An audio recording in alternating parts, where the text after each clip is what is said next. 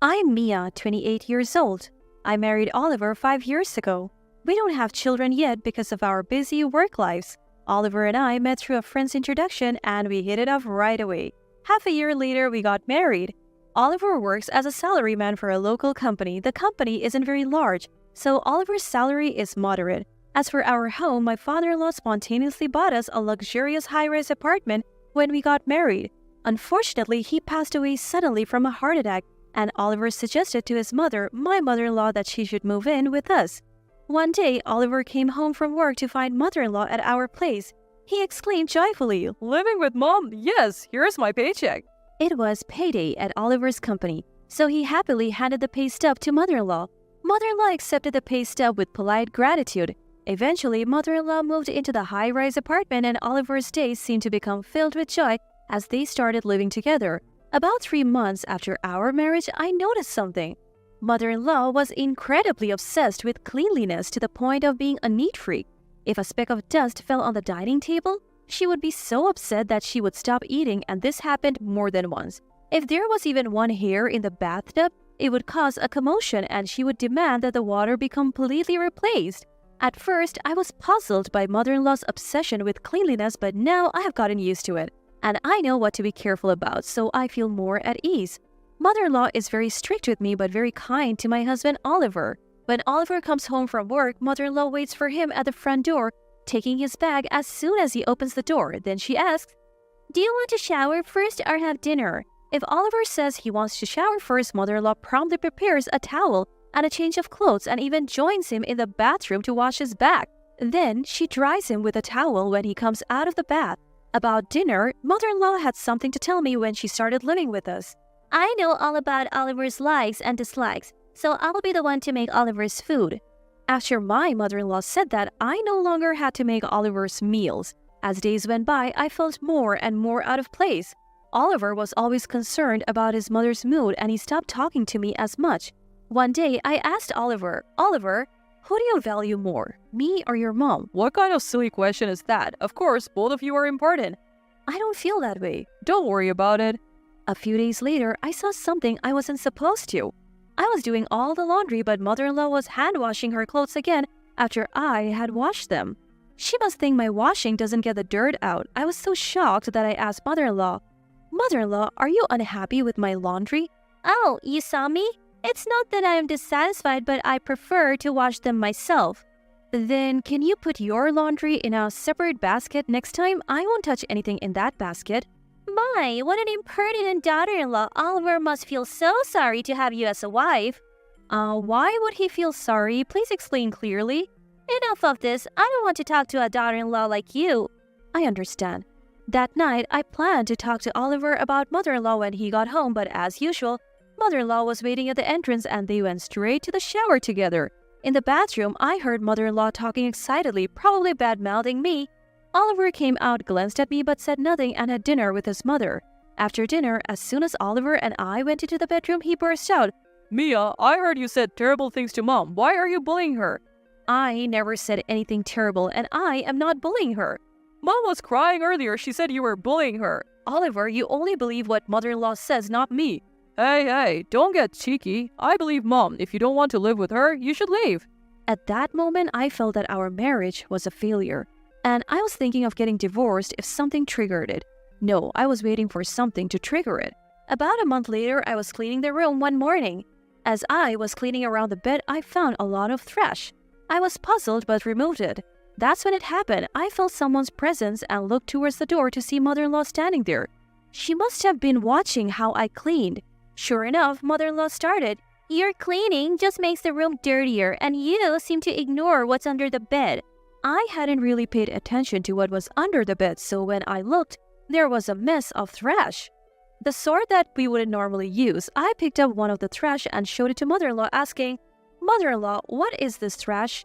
We don't have this kind of trash in our house." Mother-in-law responded with an angry face, "What's with that tone? It's like you're accusing me of bringing that trash in from outside and throwing it under the bed." I was, indeed, thinking that it was exactly like that, but without evidence, I couldn't say it out loud. "I'm not accusing you, I'm just saying that I found trash that I haven't seen before." "You are always so defiant. Can't you simply apologize for not cleaning properly? I don't think I need to apologize that much. Oh, how dreadful. A daughter-in-law defying her mother-in-law. The world is coming to an end. I'm not defying you. If I were Oliver, I would kick out a daughter-in-law like you. Poor Oliver. At that moment, I was so glad to hear those words which I had been waiting for. Understood. I'll do as mother-in-law says. I'll leave now.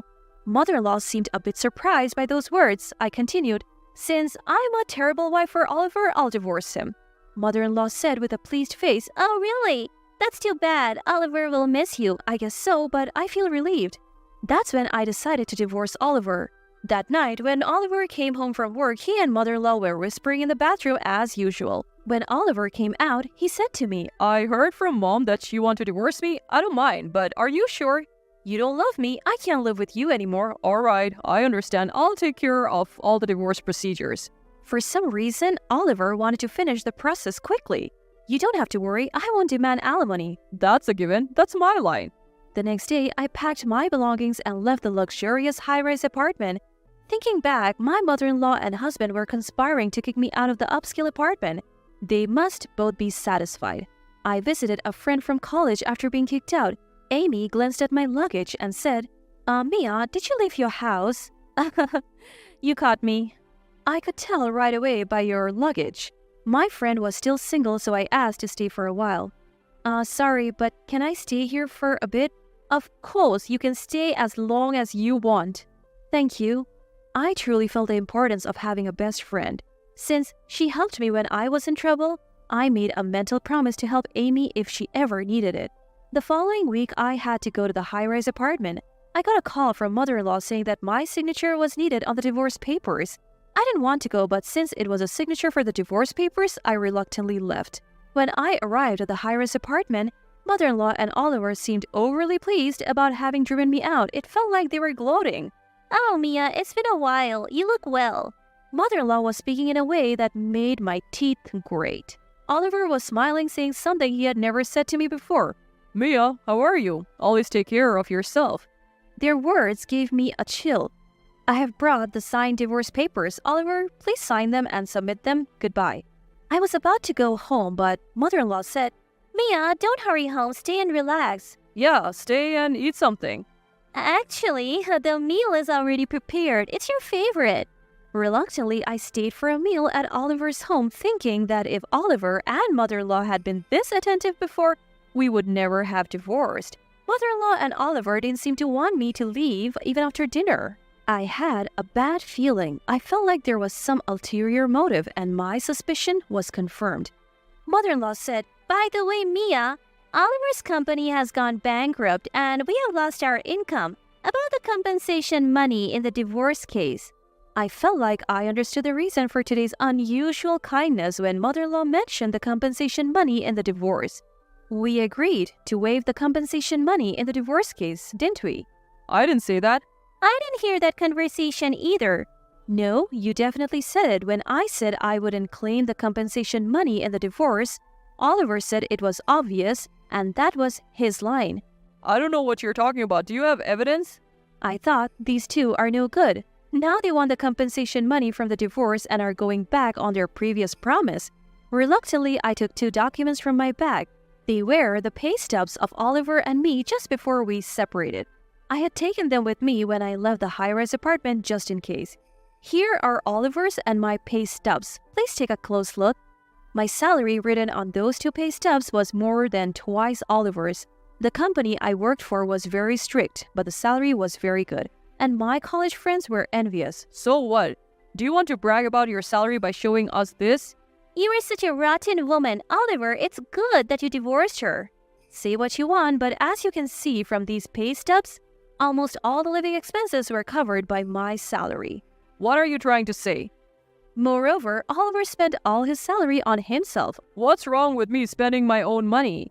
Is what this woman saying true, Oliver? Oliver just makes a face as if he's bitten into something bitter and says nothing. What I want to say is that Oliver has never supported me financially as a husband. We were getting by on your salary, so what's wrong with that? No, it's not okay. Oliver, I asked you before to contribute some of your salary to our living expenses, didn't I? I don't know. That's right, just like now, Oliver pretended not to know. Oliver, answer properly. If you respond like that, you will lose to this woman. And there's one more thing, probably something even mother-in-law doesn't know. What is it? Tell me. Oliver has a large debt from payday loans and the like, right?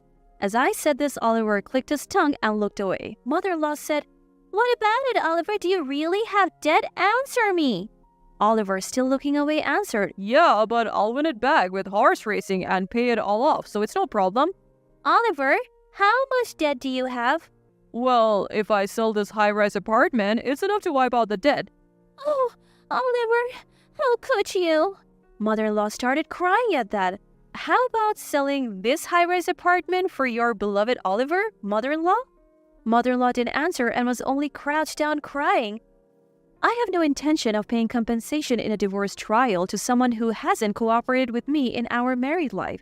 My debt and compensation in the divorce trial are different matters.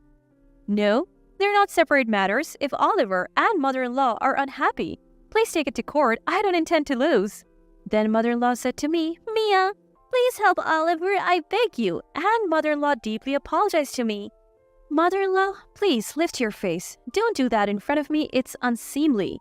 You're really a cold woman. Do you enjoy bullying an old person? I am not bullying mother-in-law. I'm just telling the truth. Just leave. Don't ever come back here again.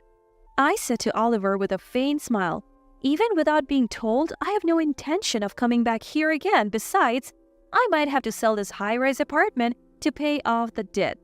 Shut up. Just leave. Oliver said excitedly, and I went home as if fleeing. After about 2 months had passed, Oliver's high-rise apartment was put up for sale as expected, and it seemed a buyer had been found. Mother-in-law and Oliver moved to an apartment near the high-rise building. Mother-in-law worked as a cleaner at a nearby hotel, and Oliver found a job at a nearby transport company working hard every day. I found out thanks to my friend who checked for me. Now, I'm working hard, of course, but I have found another passion. I met a wonderful man at a coffee shop after work. He is very kind and always listens to my opinions fully. But this time, I'm not planning to get married easily. Having failed in marriage with Oliver, I'm thinking about carefully assessing my partner before marrying again. That said, we have been seeing each other almost every day recently. Meeting with him daily feels like it's recharging my energy for work. Today, since both of us have a day off from work, we are planning to visit the model room of a high-rise apartment. I want to live in a high-rise apartment overlooking the sea with him, sipping coffee on the living room sofa while gazing at the ocean. He says he wants to see the sunrise every day. And someday, I think I would like to have a baby with him.